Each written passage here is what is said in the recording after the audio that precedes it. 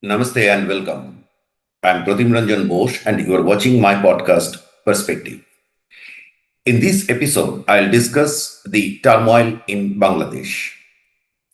Bangladesh has entered another phase of violence and loss of lives. What began as an anti-quota state by students took shape of a violent movement to overthrow Prime Minister Sheikh Hasina and her party Awami League from power. Staunch Islamist Jamaati Islami, which had never got many votes in elections, but has a strong influence over the political and policy space of Bangladesh, is a prime sponsor of this movement. Jamaat's violent student wing, Chhatro Shibir, is enjoying a field day. Till Friday, over 30 people died. According to top Bangladeshi newspaper Prothom Alo, 11 were students, that is one third. Except one or two deaths in earlier rounds of the state, there is no confirmed news of death by police firing.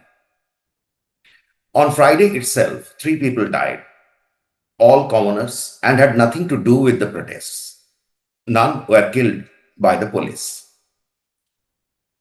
From hacking of the website of Central Bank of Bangladesh, that is Bangladesh Bank, to torching of a multi-storied government office in Dhaka, uprooting of rail tracks, and breaking open a prison to set free criminals. There are umpteen signals that it has not been a civil society movement anymore. Civil society has its limits even in expressing rage. Their movements generally suffer from low sustainability. Clearly, some organized actors are using the situation in the name of the civil society. The government and the ruling Awami League are facing the brunt. Rightly or wrongly, every death is counted on them. Every death spreading the perception of lawlessness and bolstering the actors to intensify what they refer as war. Hasina government was not sensitive to students in the beginning and let go opportunities of early resolution of the students' agitation through negotiation. Their communication was a disaster. The egoist ruling party leadership spoke and acted in the same haste as they do to regular political slugfest. Long stay in power made them arrogant enough to create a problem out of almost nothing. The much discussed job quota was put at bay by an executive decision in 2018. A high court recently ruled in favor of the quota. The government submitted a petition in the Supreme Court against the ruling. The case will be heard on Sunday, and most probably the apex court will stay the High Court order. Indecision is a decision, and governments in democratic countries often use this tool to buy time and avoid crack situations. India broke the back of the separatist movements in Northeast by simply keeping leaders busy in negotiations. Legal pendency is also a most abused tool to avoid conflict situations. But that needs governments to be respectful to democracy and democratic institutions and the civil society demands.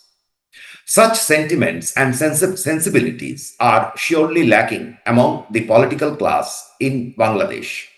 And every 5 year term of government is generally dotted with one or two incidents of heavy bloodshed and violence.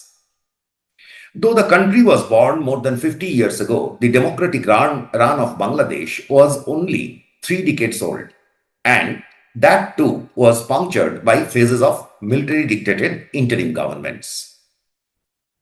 For reasons both historic and contemporary, democratic institutions are weak, and trust on such institutions is weaker.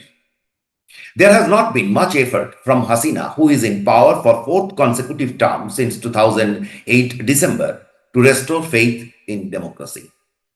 The net result is Bangladesh became a victim of politics of domination, and the opposition always took recourse to violence to unsettle the ruling dispensation.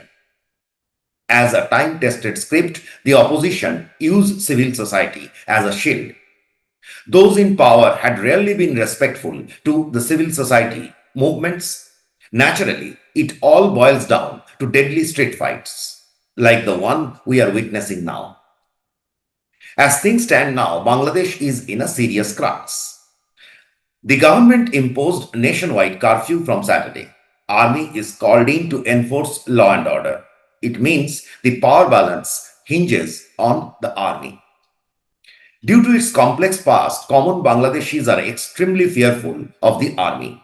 That means if the army sticks to its duty and the Supreme Court orders a stay on the job quota, violence may subside and negotiations should take precedence beginning next week. But what if army has another plan? What if they allow Hasina government to collapse? They are unlikely to claim stake to power. The prevailing global situations do not permit that. But more bloodshed will surely invite global pressure on Hasina. The next week will be crucial for Bangladesh. Thank you for listening to Perspective. If you like this episode, please share and subscribe. See you next week. फिर मिलेंगे.